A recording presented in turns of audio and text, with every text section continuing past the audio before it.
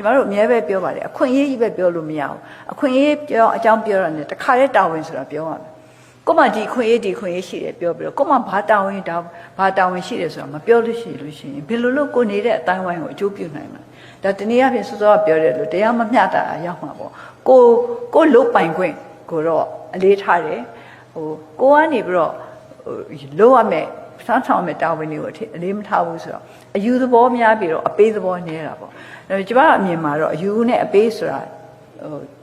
ညီမျှမယ်ဒါမှတရားမျှတာတယ်ဆိုတာလေဒါပဲပေါ့ကိုယူတာနဲ့ကိုပေးတာနဲ့ညီမျှမျှရှိရမယ်ကိုကြီးကပဲယူမယ်ဆိုရင်လည်းမဖြစ်ဘူးကိုကကြီးပဲပေးမယ်ဆိုရင်လည်းရေးရှိတာဟာထိမ့်သိမ့်ထားလို့မရအောင်လှုပ်လည်းမလှုပ်တင်ဘူးဒါဆိုတစ်ဖက်ကကြီးပဲပေးမယ်ဆိုရင်နောက်တစ်ဖက်ကပို့ပြီးတော့လောဘကြီးသွားတာတို့တကူကောင်းဆောင်သွားတာတို့ဖြစ်နိုင်တယ်အဲ့တော့နောက်တစ်ဖက်ကိုကြီးက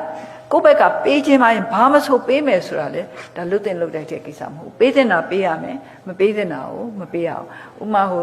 ကျမရဲ့အမြင်နဲ့ကြည့်လိုက်မယ်ဆိုလို့ရှိရင်အဲ့ဒါဆေးတောင်မှလိုအပ်တော့ပဲပေးရမယ်မလို